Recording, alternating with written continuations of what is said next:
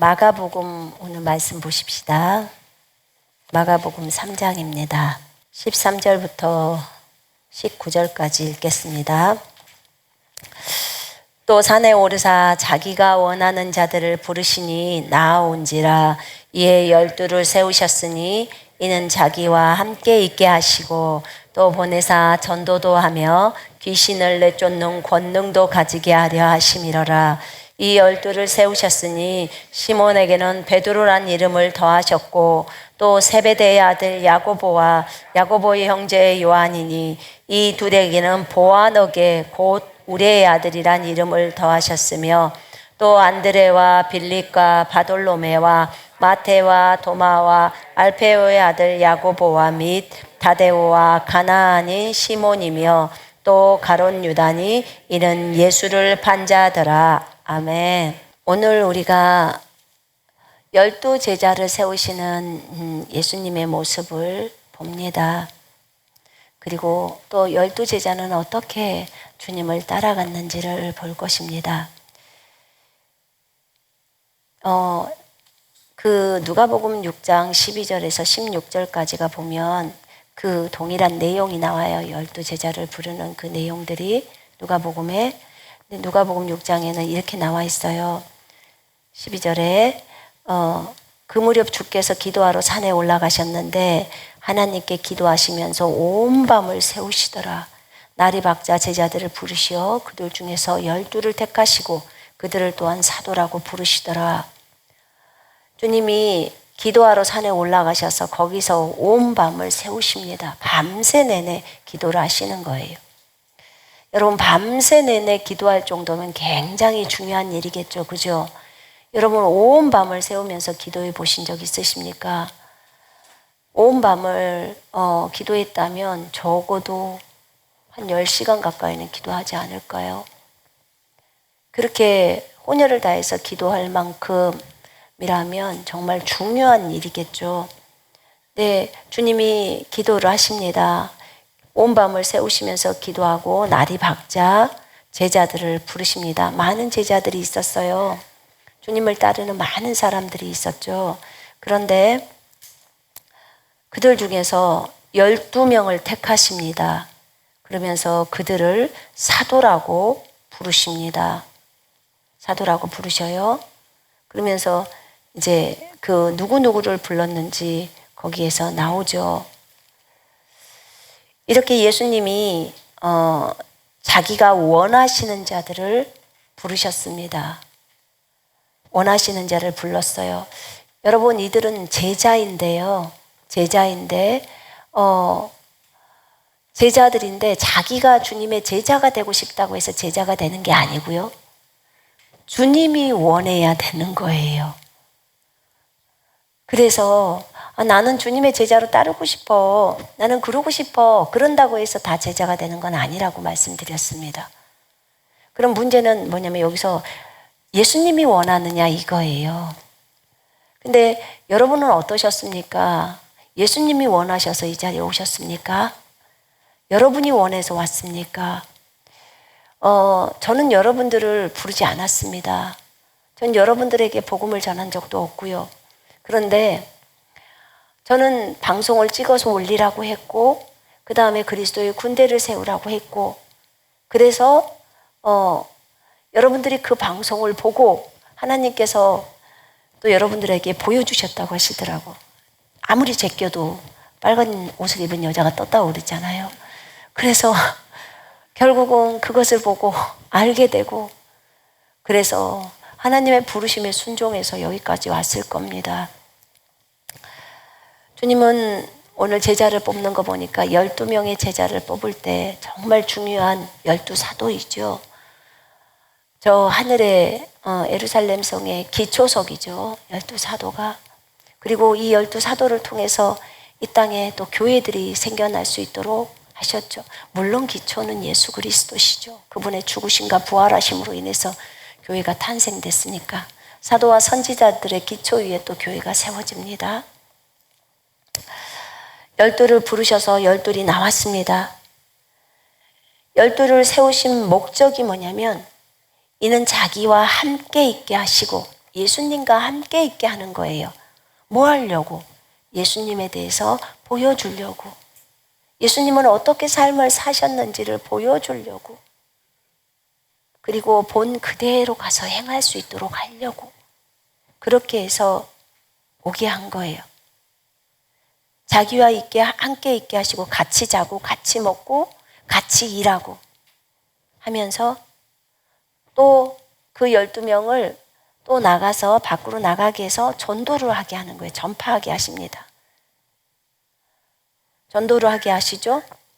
그 전도를 하게 하시는데 거기 보니까 마태복음 10장에서 10장 1절에 보면 예수께서 그의 12제자를 부르사 더러운 귀신을 쫓아내며 모든 병과 모든 약한 것을 고치는 권능을 주시니라 하면서 12제자 이름이 나옵니다.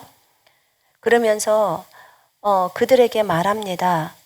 너희는 이스라엘 집에 잃어버린 양에게로 가면서 전파하되 말하되 천국이 가까이 왔다.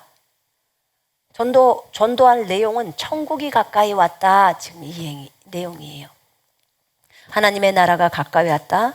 병든 자를 고치고 죽은 자를 살리며 나병 환자를 깨끗하게 하며 귀신을 쫓아내되 너희가 거저받았으니 거저주라. 이렇게 말씀합니다.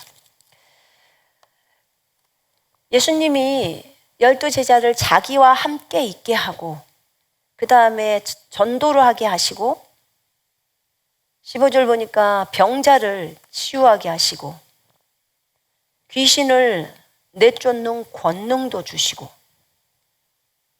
이렇게 하면서 주님은 마귀를 쫓는 권세도 가질 수 있도록 제자들에게 하셨습니다.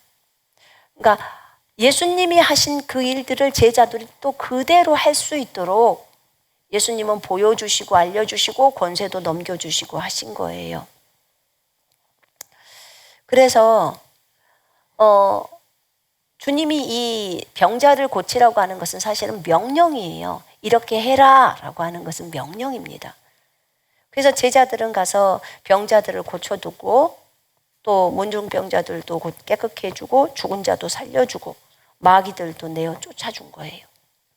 가서 그대로 주님이 말씀하신 대로 합니다. 누가복음 10장 17절에 주여 우리가 예수 그리스도의 이름으로 마귀를 쫓아냈더니 마귀가 항복하더이다. 이렇게 말할 때 예수님이 그런 말을 합니다. 마귀가 항복한 것을 기뻐하지 말고 너희 이름이 하늘 생명책에 기록된 걸 기뻐해라. 이렇게 말씀합니다. 그러면서 값없이 너희가 받았으니까 값없이 줘라. 너희 공짜로 받았지? 그러니까 공짜로 줘라고 합니다. 여러분 우리가 누군가에게 질병 치유를 놓고 기도를 했을 때 그 사람이 치유가 일어났을 때 값을 받아서는 안 됩니다. 분명히 성경은 값없이 너희가 받았으니까 값없이 주라고 했습니다. 맞죠? 예. 그 원리를 항상 여러분은 적용해야 합니다. 예수의 제자라면. 여러분 예수 그리스도의 제자입니까? 그리스도의 군사는 예수의 제자라 그 말이에요. 예수의 제자로 선택되었다 그 말이에요. 그리스도의 군사라는 말 자체가 예수의 제자란 말이에요. 그래서 나는 그리스도의 군사야. 그렇다면 나는 그리스도의 제자가 된 것이고 예수님의 제자로 뽑힌 거예요. 그래서 그 제자의 길을 걷는 거예요. 예수님이 제자가 마땅히 가야 할 길에 대해서 설명을 해 놓으셨어요. 제자는 아까 무슨 일을 한다고 했어요? 예수님과 함께 있으면서 예수님에 대해서 보고 배우고, 그죠? 보고 배우고, 그 다음에 나가서 전도하고, 예수님에 대해서 말하고, 하늘나라에 대해서 말하고, 천국에 대해서 말하고, 그 다음에 또 그들을 질병을 고쳐주고, 그 다음에 또 마귀를 내쫓아주고, 그 다음에 예수님이 곳곳마다 가르침을 하셨기 때문에 가르쳐주고, 또 다른 제자들을 양육하고 제자들을 길러내고 하는 것이 마땅히 제자들이 하는 거예요.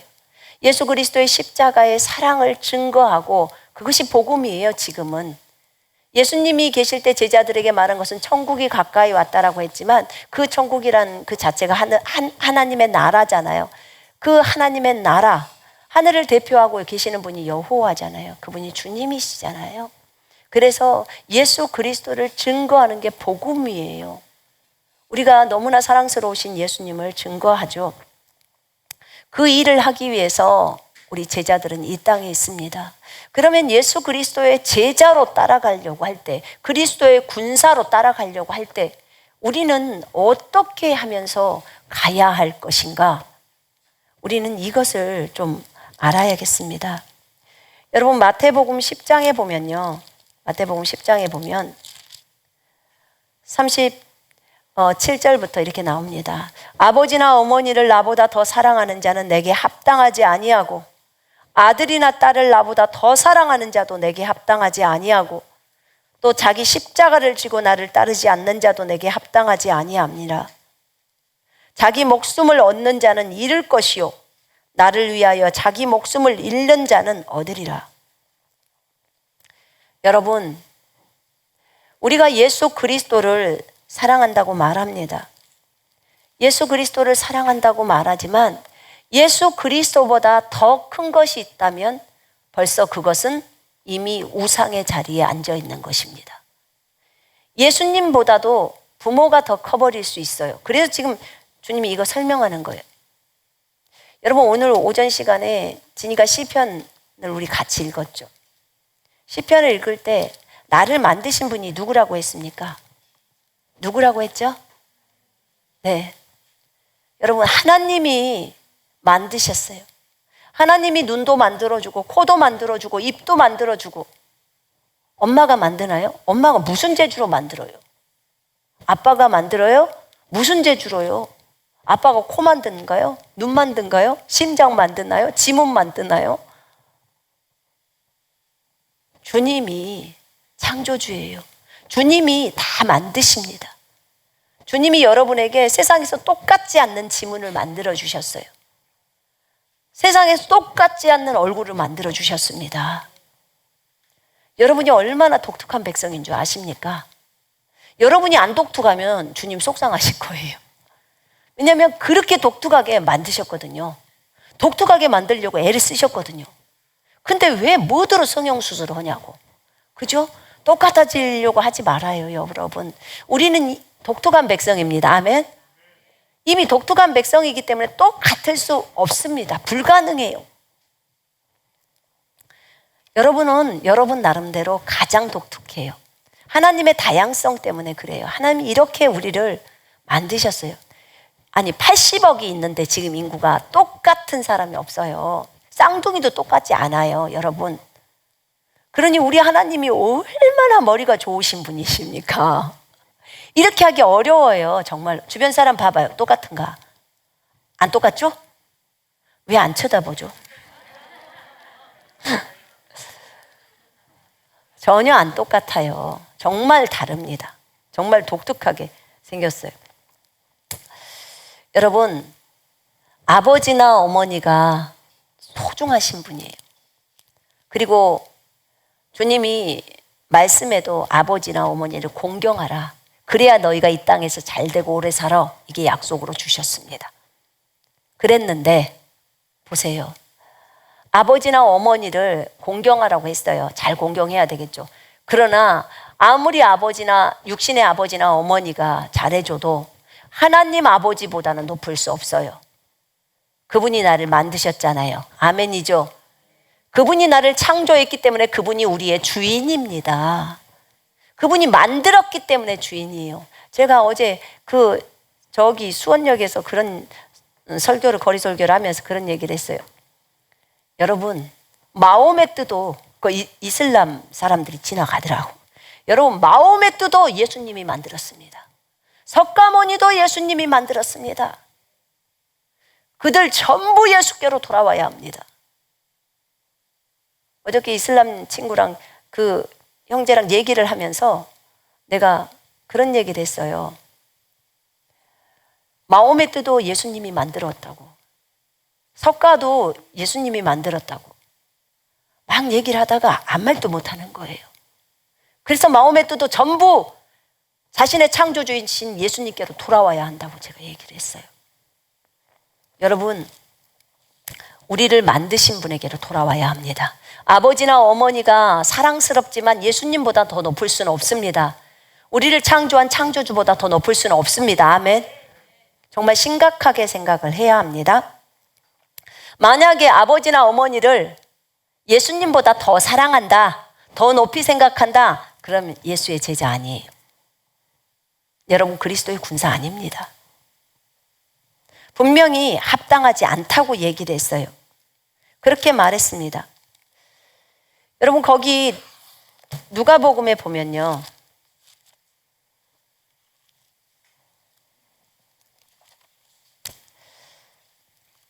누가복음 14장에 보면 제자도에 대해서 나옵니다. 누구든지 자기 아버지나 어머니나 아내나 자식이나 형제나 자매나 정녕 자기 목숨까지도 미워하지 않으면 그는 나의 제자가 될 수 없다고 나와요. 예수님의 제자로 따라가기를 원하고 그리스도의 군사로 따라가기를 원한다면 아버지보다 예수님을 더 사랑해야 되고, 어머니보다 예수님을 더 사랑해야 되고, 자기 아내보다, 남편보다 예수님을 더 사랑해야 되고, 자식보다도 예수님을 더 사랑해야 되고, 형제 자매보다 예수님을 더 사랑해야 되고, 자기 목숨보다도 예수님을 더 사랑해야 된대요. 그래야 예수님의 제자가 될 수 있대요. 그러기를 원하시죠? 여러분, 우리 모두는 그러기를 원해야 합니다. 이 방송과 함께 계시는 분들, 또 전 세계에 있는 캠퍼스에 있는 모든 형제 자매 여러분들, 우리는 예수 그리스도 그분을 위해서 우리의 목숨을 기꺼이 내어드려야 합니다. 그 각오로 예수님을 따라가야 돼요. 예수님의 제자는 이렇게 해야 된다고 성경은 말하고 있습니다. 이 세상에 있는 어떤 사람이 예수님보다 더 자기에게 있어서 높다라고 생각한다면 그 사람은 예수의 제자가 아니에요. 예수의 군사가 아니다, 그 말입니다. 그건 제자로 합당하지 않다고 분명히 성경이 얘기하고 있습니다. 이것은 정확하게 알아야 합니다, 우리가. 그 다음에 그뿐만 아니라 거기 마가복음 10장에서 그렇게 나옵니다.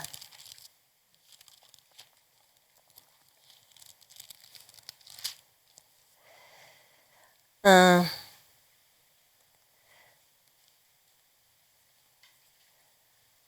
10장 29절 보세요. 예수께서 이르시되 내가 진실로 너희에게 이르노니 나와 복음을 위하여 집이나 형제나 자매나 어머니나 아버지나 자식이나 전토를 벌인 자는, 예수님과 복음을 위해서 아버지를 버리고 어머니를 버리고 자식을 버리고 또 아내를 버리고 남편을 버리고 그 다음에 전토, 뭐 땅이나 밭이나 집이나 이런 것을 버린 자, 예수를 위해서 버려버리는 거예요. 제자들이 직업을 버려버리잖아요. 그리고 예수님을 따라가잖아요. 그렇게 버린 자는 이 현 세상에서도, 이 세상에서도 집과 형제와 자매와 어머니와 자식과 전토를 100배나 받는데요. 주님이 받을 수 있도록 해준대요. 그러나 박해를 겸하여서 받는다는 거예요. 박해도 그만큼 온다는 거예요. 그리고 내세에서 영생을 받지 못할 자가 없다고 말합니다. 그렇게 표현을 해요. 이것은 우리가 예수 그리스도를 따라갈 때 주님께서 주시는 축복들이죠. 그러나 먼저 버리게 하십니다. 버리지 않고서 받을 수 있는 것은 아무것도 없어요. 여러분, 버려야 그 다음에 옵니다. 분명히 우리가 자신의 생명을 목숨을 얻는 자는 잃어버릴 것이고 나를 위하여, 예수님을 위해서 자기 목숨을 잃는 자는 얻으리라. 지금 반대로 말씀하고 계시죠. 주를 위해서 자신의 생명을 버려버리면 이제 예수님을 위해서 자기 목숨을 잃은 자는 예수의 인생을 얻는 거죠. 예수님이 우리 속에서 사시면서 이제는 예수의 인생을 살아간다는 거예요. 이렇게 성경은 얘기를 하고 있습니다. 여러분, 이게 첫 번째로 우리가 예수님을 따라갈 때 제자의 삶이에요. 제자는 어떻게, 예수의 제자라면 우리는 어떻게 가야 할 것인가? 부모나 자식이나 자기의 것들을 버리라는 거예요. 인간관계 끊지 못하는 그것들을 끊어내라는 거예요. 지금 그 얘기를 하고 있습니다. 예수의 제자로 따라가는 거. 예수의 제자가 되시려면 신중하셔야 됩니다. 고려하셔야 돼요. 예수를 믿는 건 누구나 믿을 수 있어요. 예수님이 나의 주인이시고 왕이시고 그 다음에 하나님의 아들이시고 나를 위해 죽고 부활하신 분이라는 걸 믿을 수 있어요. 그러나 두 번째, 내가 진짜로 예수님의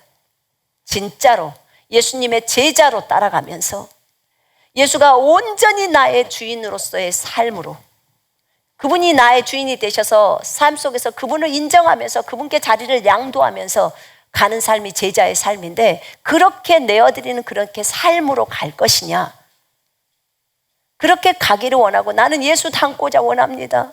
예수만을 사랑하면서 그렇게 가기를 원합니다. 그 제자들이 걸어갔던 그 길을 저도 걷고 싶습니다 라고 한다면, 주님께서 뭐라고 하냐면, 나를 따라오려거든 너희는 자기를 부인하고 십자가를 지고 나를 따르라, 그 얘기를 합니다. 누가복음 9장에서 얘기하죠. 누구든지 자기 십자가를 지지 않고 나를 따라오는 자는 나의 제자가 될 수 없느니라. 자기 십자가, 자기가 죽을 십자가, 자기가 죽은 십자가, 두 개 다예요. 그 십자가를 지고 예수님을 따라오라는 거예요. 항상 자기를 죽음에다 내어놓으라는 거예요. 항상 죽음에다 내어놓으라는 거예요. 나는 매일 죽노라, 나는 오늘도 죽노라, 계속 죽으라는 거예요. 예수님도 계속 죽으셨으니까. 여러분, 예수님이 이런 표현을 하죠. 아버지요, 이 잔을 내게서 치워주십시오. 그러나 내 뜻대로 마시고 아버지의 뜻대로 하옵소서 라고 예수님이 말씀합니다.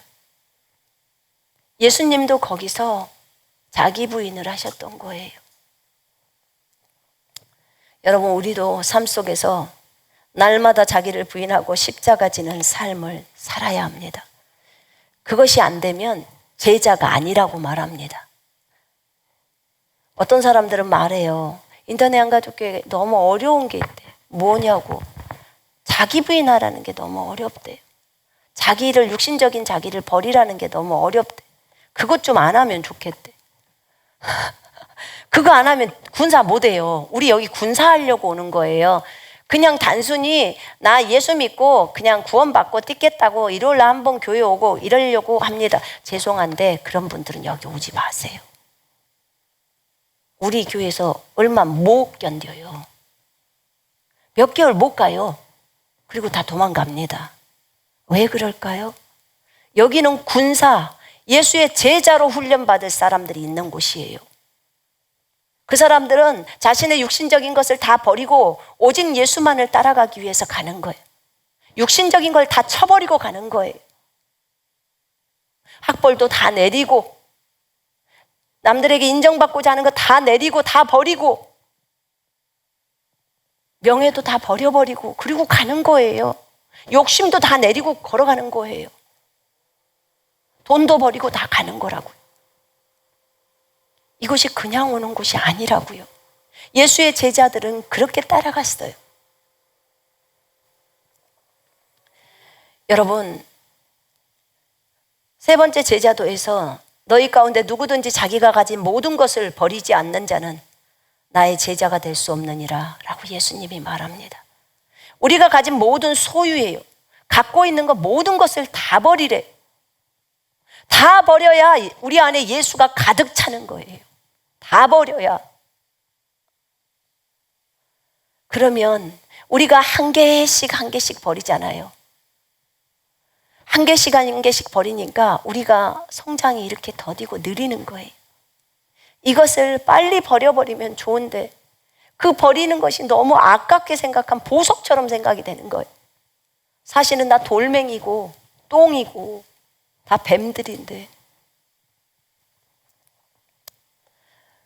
예수의 제자로 따라가려면, 그리스도의 군사가 되려면 다 내려야 합니다.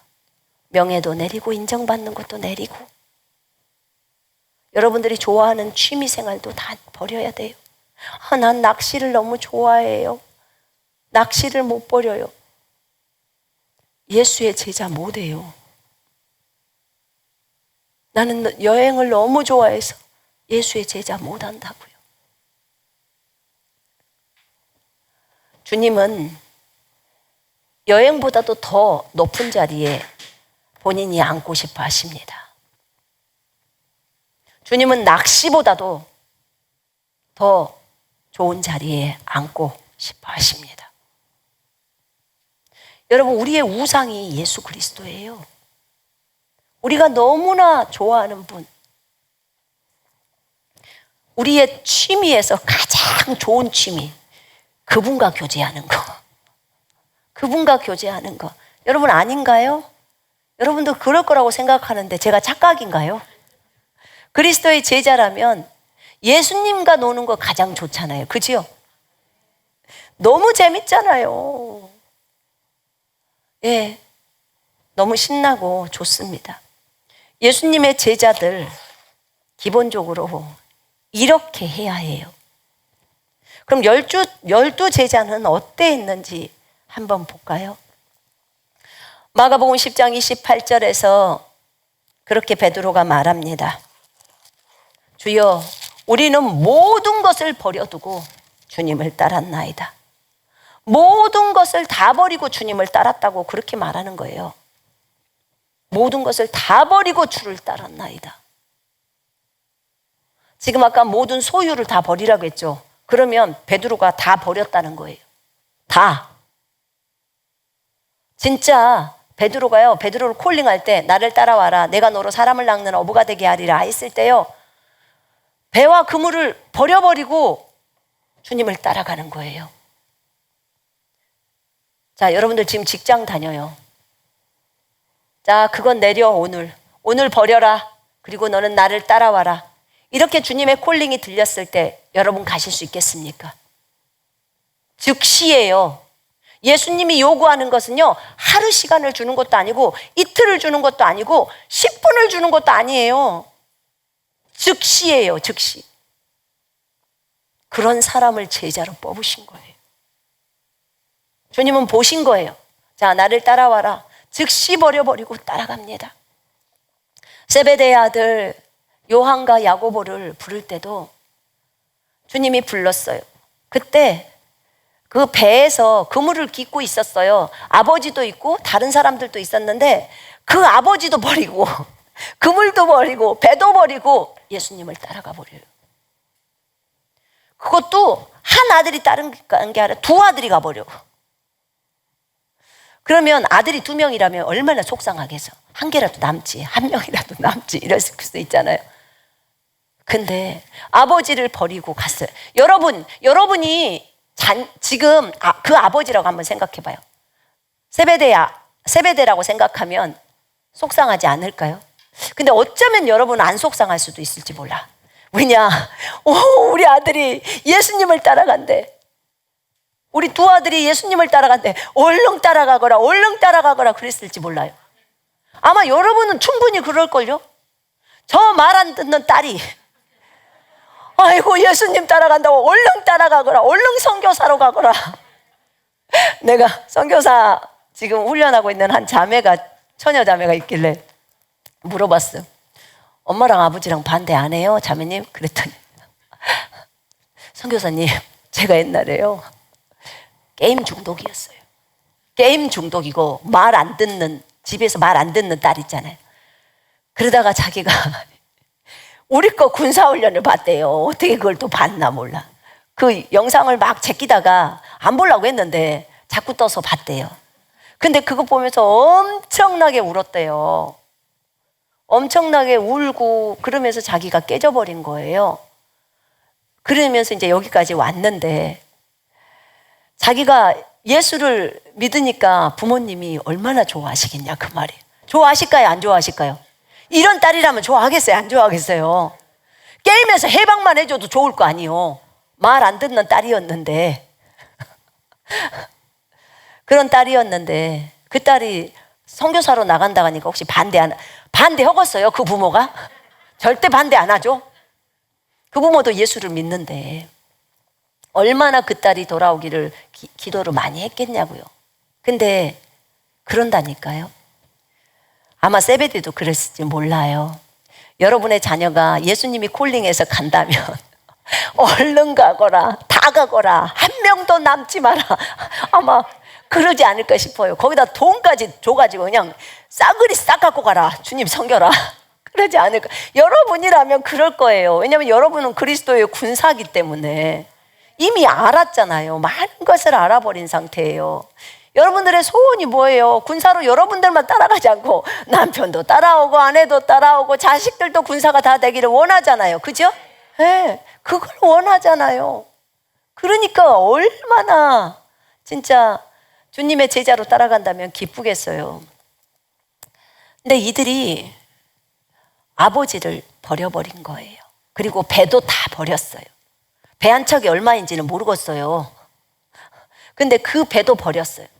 세리마태는요, 세무장이었어요. 세무장이라면 세무서장이에요, 세무서장. 근데 너 나 따라와 라고 예수님이 그러니까 즉시로 일어나서 사표도 안 써요. 그리고 빠이빠이 하고 가버려요. 끝이에요. 그리고 갑니다. 그리고 그 마태가 12제자 중에 한 사람으로 뽑힙니다. 주님이 먼저 콜링했어요. 많은 사람들이 왔어요. 많은 사람들이 있었어요. 근데 주님이 12제자 뽑는 거, 사도로 뽑는 건 딱 12사람밖에 안 뽑았어요. 근데 12사람을 보니까 대단한 사람들이에요, 인물들이. 물론 학벌은 없어. 학벌이 없는 사람이 많아요. 그러나 주님을 사랑하는 열망은 강했어요. 주님을 사랑하는 열망은 강했어요. 그리고 주님이 콜링을 했을 때 다 버리고 따라갈 수 있는 사람이었어요. 그러니까 베드로가 그런 말을 해요. 주님, 우리는 모든 것을 버리고 주님을 따랐나이다. 이렇게 말해요. 모든 것을 버리고. 어떻게 콜링을 한 번 했을 때 그냥 싹 버려버릴 수 있을까?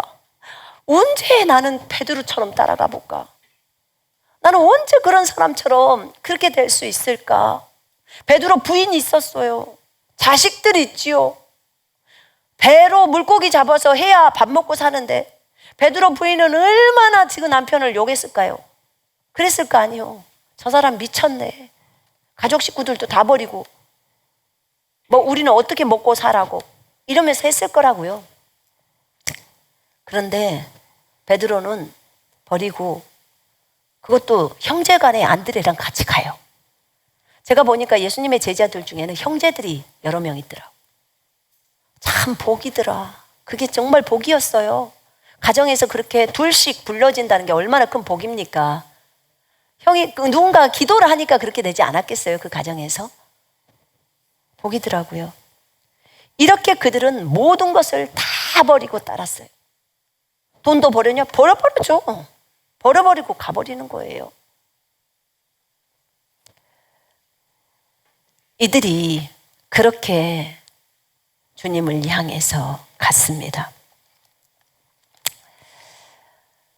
우리 주님은 우리에게 생명을 주셨습니다. 그분은 하나님의 생명을 우리에게 내어놓으셨어요. 우리로 하여금 하나님의 생명을 갖게 하려고. 하나님의 그 깊은 생명을 갖게 하려고. 하나님을 하나님답게 만드시는 생명을 우리로 하여금 얻게 하려고. 그분이 생명을 내어놓으셨습니다. 언젠가 여러분의 인생 속에서 하나님의 생명에 대해서 깊이 묵상하는 날이 올 겁니다. 하나님의 생명은 어떤 걸까? 왜 나에게 이런 엄청난 것을 주었을까? 이것이 들어오면 내 수준이 하나님 수준의 그런 능력들이 쏟아지는데 왜 이걸 나에게 주려고 하셨을까? 한번 묵상해 보시기 바랍니다. 이들 제자들의 삶은 너무나 주님을 사랑했습니다. 모든 것을 다 버리고 예수님을 따라갔습니다. 너무 많은 병자들이 치유되고 너무 많은 귀신 들린 자들이 귀신이 다 쫓아내지고 봉사가 눈을 뜨고 귀머거리가 들리고 말 못하는 자가 말을 하고 장애인이 불구자가 전부 정상적으로 회복되고 다리가 없는 사람들이 다리가 다 나오고 팔 없는 사람들이 팔이 다 나오고 뇌가 비정상인 사람들이 뇌가 정상으로 돌아오고 생각이 온전하지 못한 사람들이 생각이 다 정상으로 돌아오고 간질을 하는 사람들이 간질이 다 멈추고 죽은 자가 살아나고 중풍병자가 일어나고 정말 놀라웠어요. 놀라웠어요. 제자들도 예수님을 따라서 그 길을 걸었습니다. 예수님이 이 제자들을 뽑을 때 너무너무 신중하셨어요. 온 밤을 지새울 만큼 하나님 앞에 기도하고 그 제자들을 뽑았습니다. 왜냐하면 저 하늘의 예루살렘 성의 기초석으로 이들이 서야 하고 전 지구를 다 뒤집어 엎어야 할 그런 제자들이 나와야 하기 때문에 그들을 뽑는 데 신중하셨습니다. 주님은 외모를 보지 않으셨습니다. 주님은 중심을 보셨습니다. 중심이 진실하고 주님께 집중되어 있는 자를 뽑으셨습니다. 부족함이 있다는 걸 압니다. 그러나 주님이 훈련하시면 충분히 그것들이 다 가능하기 때문에 그 마음이 주님께 있도록 있는 자들, 그 사람들을 부르셨습니다. 예수님이 그렇게 제자들을 훈련했고 그리고 제자들은 주님으로부터 많은 것들을 배웠고 주님은 죽고 부활하시고 40일 동안에 우리가 알지 못한 내용들, 성경에도 다 기록되어 있지 못하는 내용들을 제자들에게 다 알려주셨습니다. 다 말한 다음에 천국으로 승천하셨어요. 그 뒤에 제자들의 삶이 성령을 통해서 엄청나게 달라집니다. 성령의 충만함을 받습니다. 예수님이 영으로 이제는 제자들 속으로 들어옵니다. 그래서 능력과 표적을 일으키십니다. 가는 곳곳마다 제자들은 나가서 복음을 증거하기 시작합니다. 예수님이 떠나시고 나서 강력하게 예수님의 복음을 증거하기 시작합니다. 예수님의 복음을 증거하면서 핍박이 들어오기 시작합니다.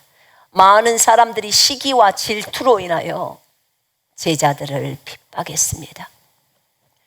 예수의 제자들은 오직 예수 그리스도를 드러내는 사람들입니다. 이미 욕심이 없기 때문에 무엇을 갖고 싶은 마음 없어요. 내가 이렇게 주님을 위해서 다 했는데 저에게 무슨 혜택이 있나요? 라고 베드로가 물은 거예요. 우리는 모든 것을 다 버리고 주님을 따랐습니다. 그때 주님이 말합니다. 너희가 다 버리고 따랐지? 이 현 세상에서도 아버지나 어머니를 너에게 줄 것이고 그 다음에 전토도 줄 것이고 그것을 100배를 받을 거야 라고 말합니다. 그렇게 표현합니다. 베드로는 나중에 자기 부인이 예수를 믿고 부인과 함께 사역을 멋지게 하고 다닙니다. 처음에 부인한테 그렇게 욕먹고 핍박받았어요. 누가요? 베드로가. 받죠, 당연히. 근데 그 핍박했던 부인이 돌아와서 함께 그 역할들을 합니다. 여러분, 그래서 인내가 필요합니다. 아멘. 여러분들의 아내나 여러분들의 남편이 같이 와서 여러분들과 함께 복음을 들고 나갈 복음 전도자가 될 줄 누가 알겠습니까? 그렇기 때문에 기다려야 합니다. 여러분의 자녀가 그렇게 게임에 빠져 있고 다른 중독에 빠져 있는 여러분의 자녀가 돌아와서 엄마랑 또 아버지랑 함께 복음 전도자로서 전 세계를 누비면서 갈 줄 누가 알겠습니까? 여러분 소망을 가지십시다. 아멘. 소망을 가져야 합니다. 이제 제자들은 주의 복음을 들고 강력하겠습니다. 예루살렘에서부터 핍박이 시작됩니다. 예수님의 부활하신 후에도 여전히 예수님을 믿는 사람들을 근절시키려는 핍박이 계속되었어요. 첫 번째 12사도 중에 첫 번째가 요한의 형제 야고보, 세베대의 아들 야고보예요.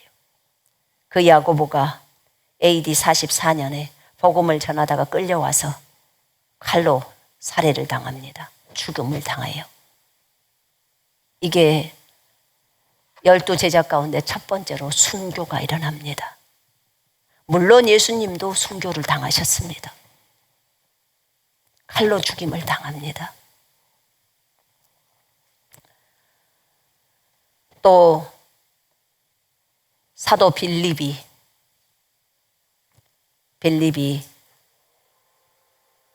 히에로볼리라는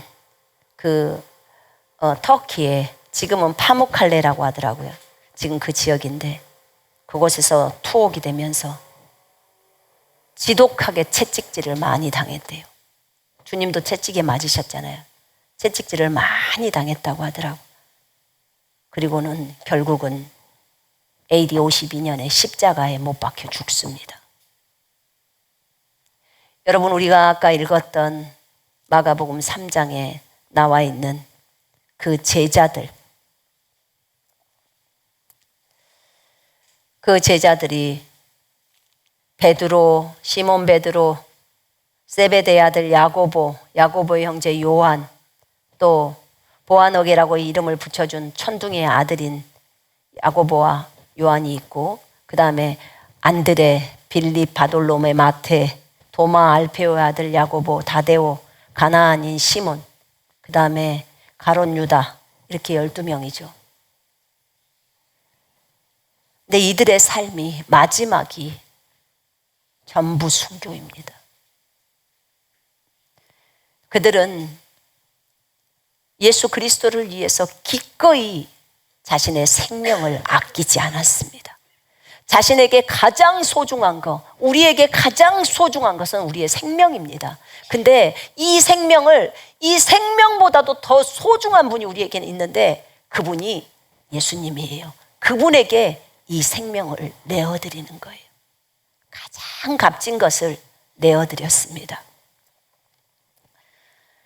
제자들의 죽음을 보니까 이렇게 빌립이 이방인 나라에 가서 복음을 전파하고,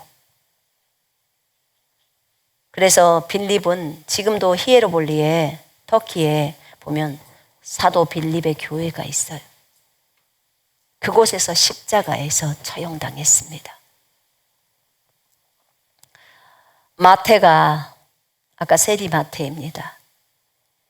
에티오피아에서 복음을 전하고 교회를 세우고 파르디아라는 곳에서, 그곳에서 목베임을 당합니다. 그게 AD 60년입니다. 칼에도 맞고 결국은 목베임 당해서 죽습니다. 마태는 우리에게 마태복음을 쓴 사람이에요. 예수님의 제자. 참 귀합니다. 안드레가 있습니다.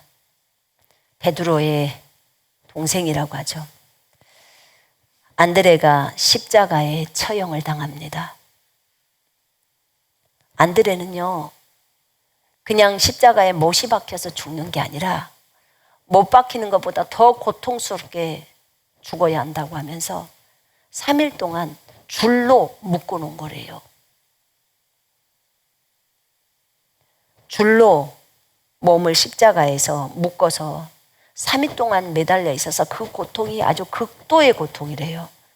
그런데도 그가 그 옆에 있는 사람들에게 나의 구주 예수 그리스도를 믿으라고 그러면서 아주 기쁘게 갔대요. 그런 모습을 보면서 그 옆에서 이 12제자들의 죽음을 봤던 사람들은 실제로 집행을 했던 그 사람들이, 형을 집행했던 그 사람들이 오히려 예수를 믿게 됐다고 하더라고요. 그들의 죽음을 보면서. 이거는 그렇게 죽을 수가 없는데 어떻게 이렇게 기뻐할 수가 있지? 라는 것 때문에 진짜 예수는 살아계신 하나님이구나를 알게 됐다는 거예요, 그들이. 베드로는 로마에서 십자가에 거꾸로 매달려서 순교했습니다. 자기는 주님처럼 정상적으로 매달릴 수 없어요. 그래서 자기는 거꾸로 매달리겠다고. 그래서 그렇게 순교를 당했고, 도마는 인도의 남부에서 창으로 찔러서 순교를 당했어요. 창에 찔림을 당해서. 창이 몸을 뚫고 나갈 때 얼마나 힘들었을까요? 우리가 알고 있던 의심 많은 도마였는데 그 도마가 의심 많은 도마가 아니에요. 이제는 믿음의 사람이 된 거예요.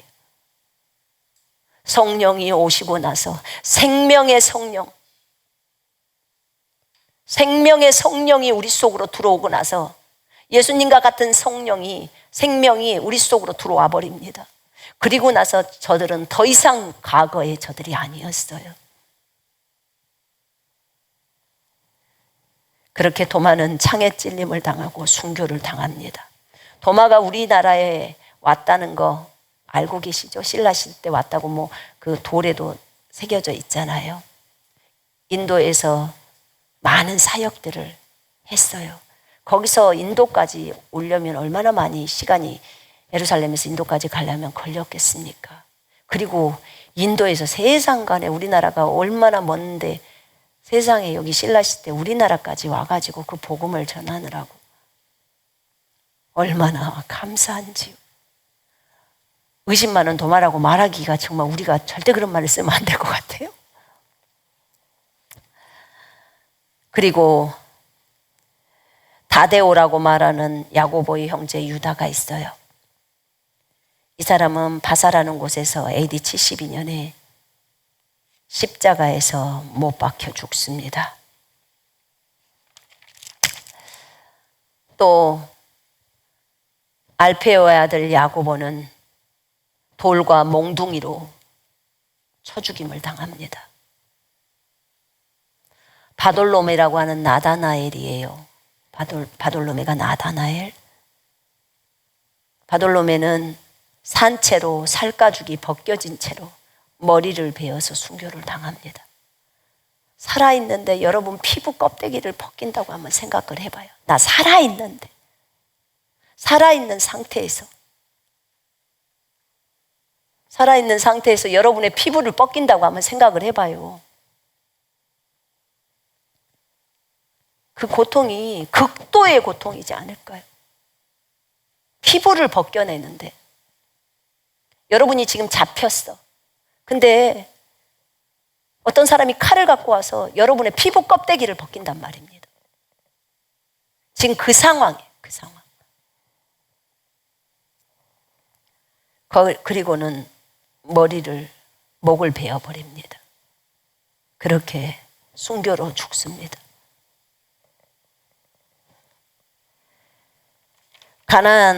가나안인 시몬 있잖아요. 가나안인 시몬. 이 시몬은 이집트와 페르시아에서 전도를 하면서 전도를 했고 순교를 당했는데 기둥에 거꾸로 매달려서 톱으로 몸이 잘려서 죽였어요. 정말 너무나 잔악하죠.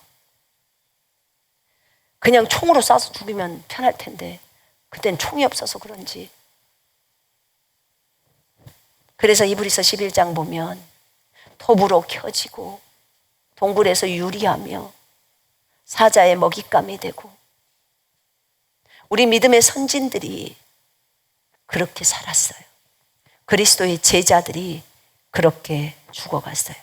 마가복음을 쓴 마가는 12제자에 들진 않지만 불타서 화형을 당했어요.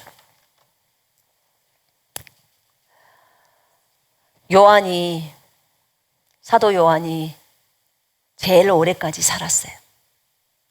96세까지인가 살았는데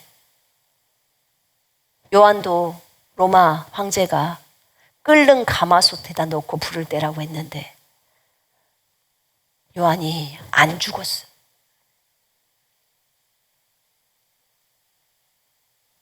요한이 안 죽었어요.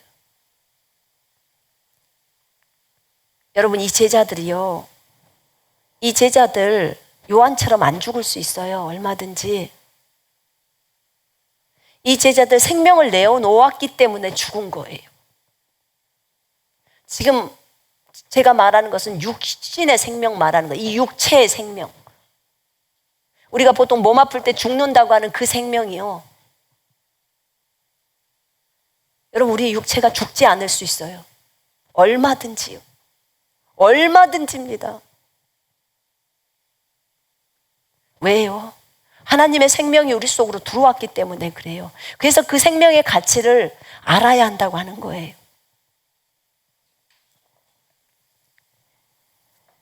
이들은 주님께 너무나 가고 싶었어요. 요한이 사실은 가장 가고 싶었대요. 왜냐하면 요한은 예수님을 너무너무 사랑했던 사도예요.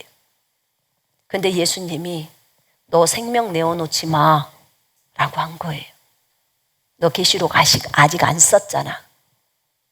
생명 내어놓지 마라고 하니까 끓는 가마솥에다 넣었는데 7시간 불을 뗐대요. 그런데도 뚜껑 열어보니까 살아있는 거예요. 안 죽어요.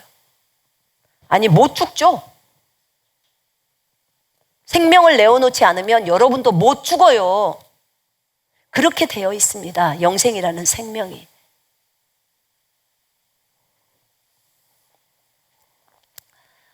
이렇게 주님은 귀한 생명을 주셨어요. 하나님도요, 안 죽으셔요.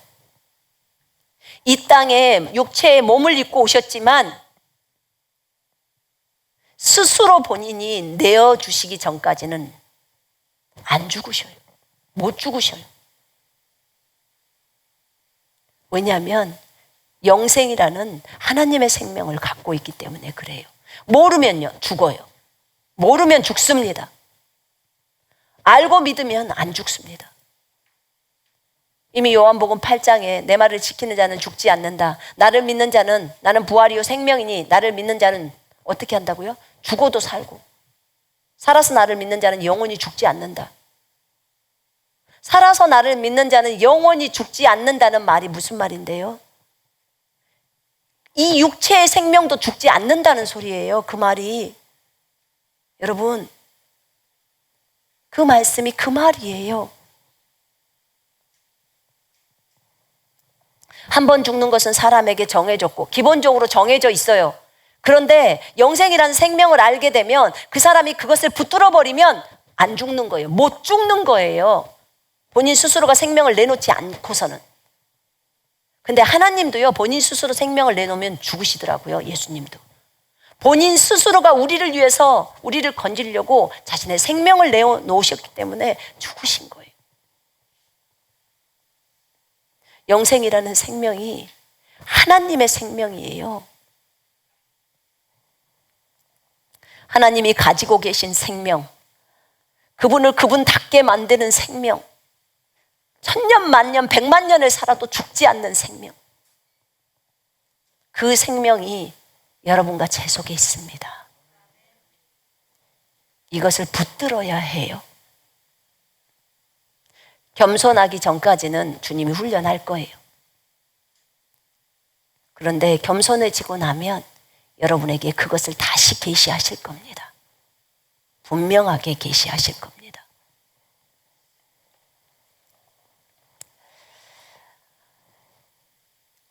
그래서 요한은, 사도 요한은 죽지를 않았어요. 죽지를 않고요. 너무너무 죽고 싶었대요. 너무너무 가고 싶었대요. 그분께로. 근데 조금만 더 인내해라. 네가 이 일까지 맞춰라.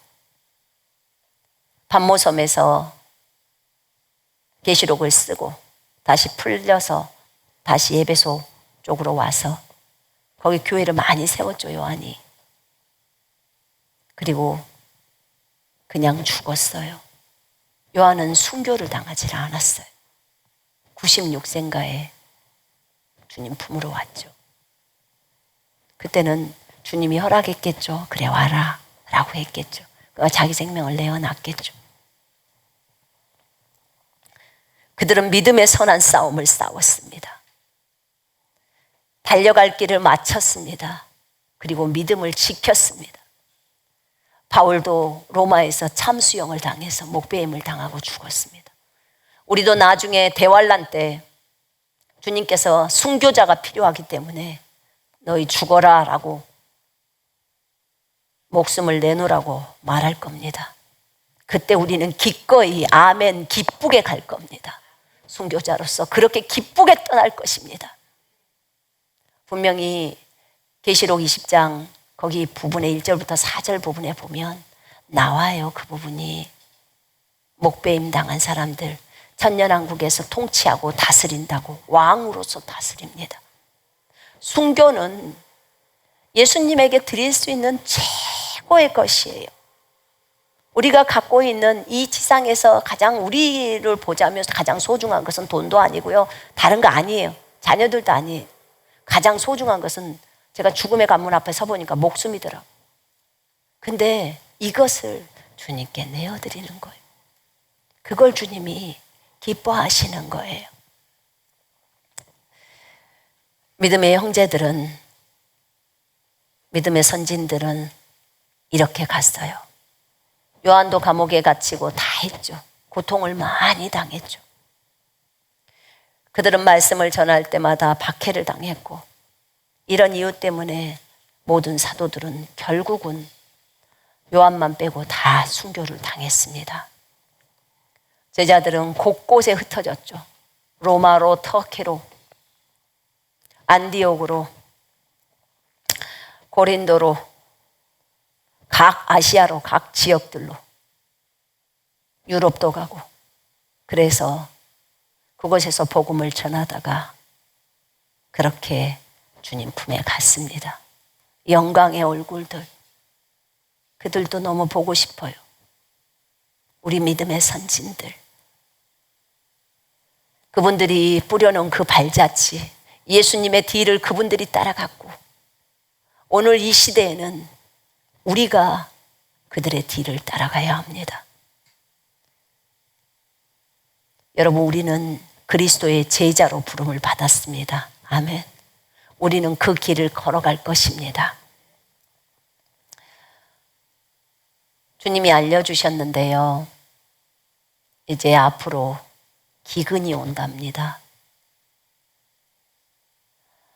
아니, 무슨 기근 이럴 거예요. 기근이 온대요. 전염병도 우리가 올 줄 몰랐는데 전염병 온다고 말했었어요. 그때 무슨 전염병 이랬어요. 근데 세계로 간대. 정말 세계로 갔어요. 지금 2년 6개월 동안 이루고 있는 거예요, 전염병이.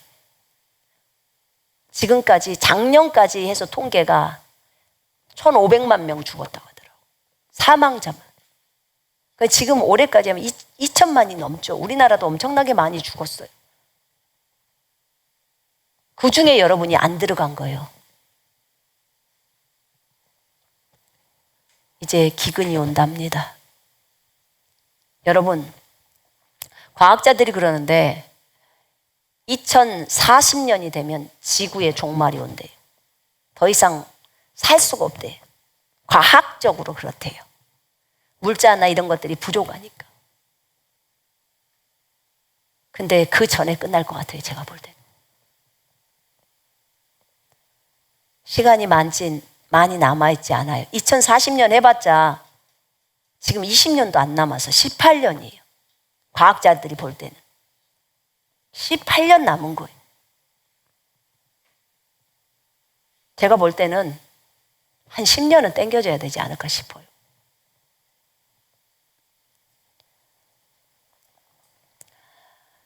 여러분, 그날과 그 시는 우리는 몰라요.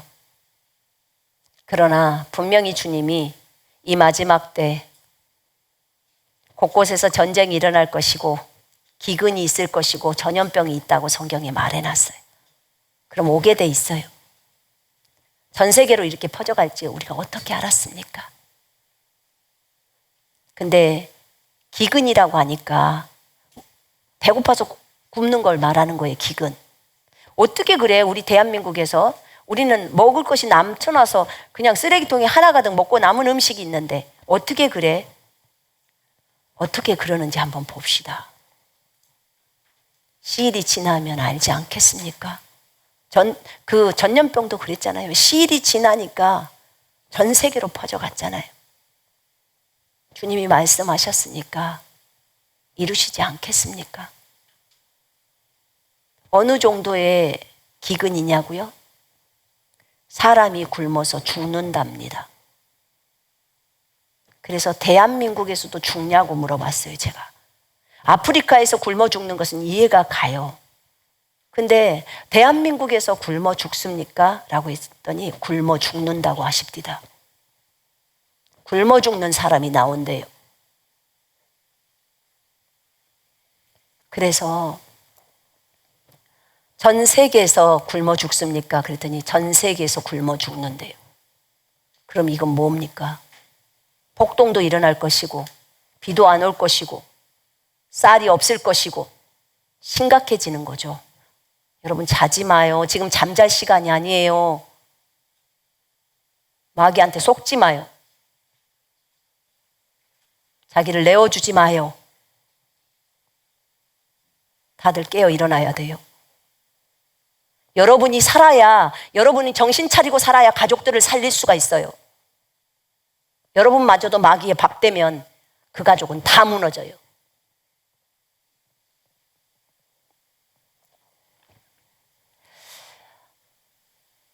여러분들이 정신을 차리고 대비해야 돼요. 주님은 그랬어요. 믿음이 어린 사람은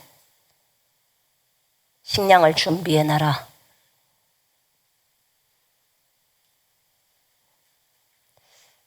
식량을 준비해 놓으라고 하셨어요. 믿음이 있는 사람은 식량을 준비하지 마라. 그리고 오병이어의 기적을 이루어라. 직접 만들어내라는 거예요. 주님께 구해서 예수님처럼 그 기적을 일으키라는 거예요. 기적은 우리가 일으키는 게 아니죠. 우리가 믿음으로 준비하고 주님이 일하시는 거예요. 그걸 하라는 거예요. 그 단계로 올라와야 한다고 하셨어요. 왜냐하면 어차피 대환란은 7년의 대환란 동안 우리 먹을 거 없어요. 어차피 표 안 받을 거잖아요. 666 표 안 받을 거잖아요. 그러면 전부 음식을 7년 동안 먹어야 될 음식들을 여러분들이 다 만들어내야 돼요. 근데 지금 은혜의 시대 때예요. 대환란에서처럼 그렇게 기근은 오지 않을 거예요. 그 정도의 기근은 아니에요. 대환란에서 기근은 그냥 다 죽음이에요. 근데 지금 은혜의 시대 때 끝자락이에요. 그러나 주님은 기근을 허용하신다고 하셨어요. 이걸 통해서 많은 사람들이 예수께로 돌아올 거래요. 많은 이슬람, 다른 그런 그 종파의 사람들,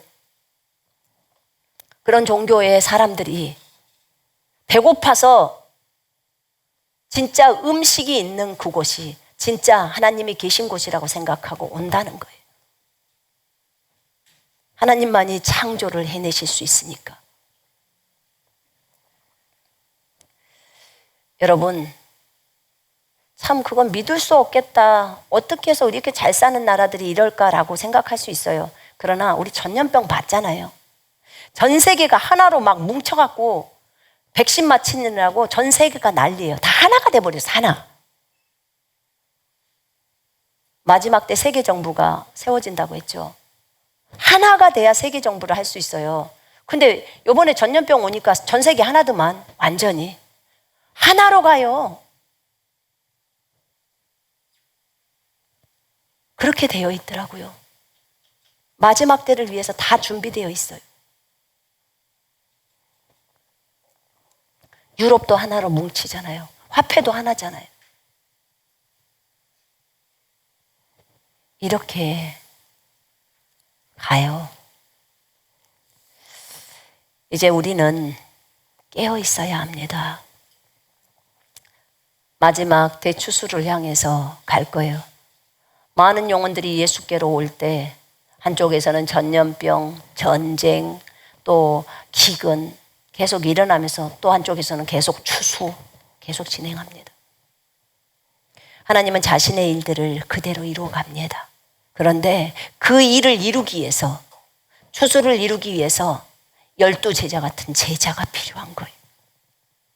자신의 목숨을 주님께 내어드릴 수 있는, 기꺼이 주와 복음을 위해서 내어드릴 수 있는 그리스도의 제자가 필요한 거예요. 그리스도의 군사가 필요한 거예요. 여러분들이 그 군사가 되지 않겠습니까? 여러분과 제가 그 군사가 되어야 되지 않을까요? 그리고 가야 되지 않겠습니까? 그 굶주리고 어려운 가운데 있는 사람들에게 여러분들이 먹을 것을 제공할 수 있어야 합니다. 여러분과 제가 음식을 만들어서 순간이동해서 그들한테 날려다 줘야 되지 않겠습니까?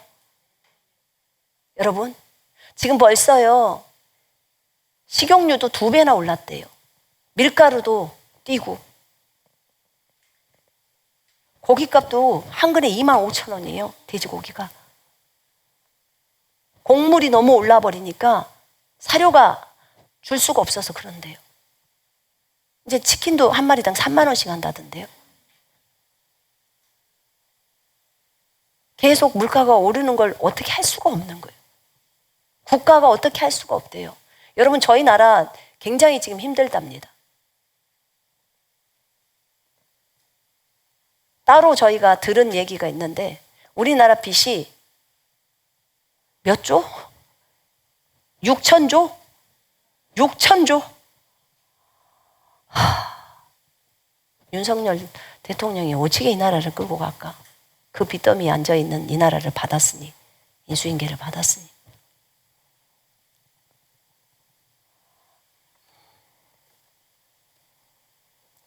기도해야 돼요. 이 나라 빚 때문에 무너지게 생겼어요. 이 심각성을 솔직하게 대통령이 얘기를 해야 돼요. 국민들한테. 해야 되지 않을까요?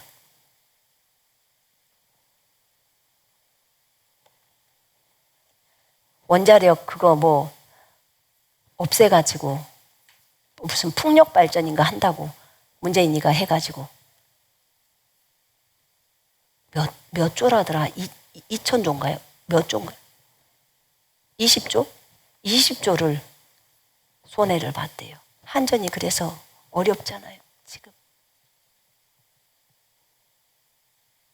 안 돼 버리니까. 그렇게 하려고 문재인이가 했는데, 그리고 원자력을 없애고 그렇게 하려고 했는데 헛짓한 거죠, 헛짓.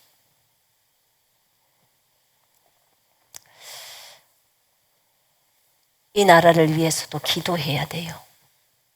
깨어있는 사람들이, 중보자들이 기도해야 합니다.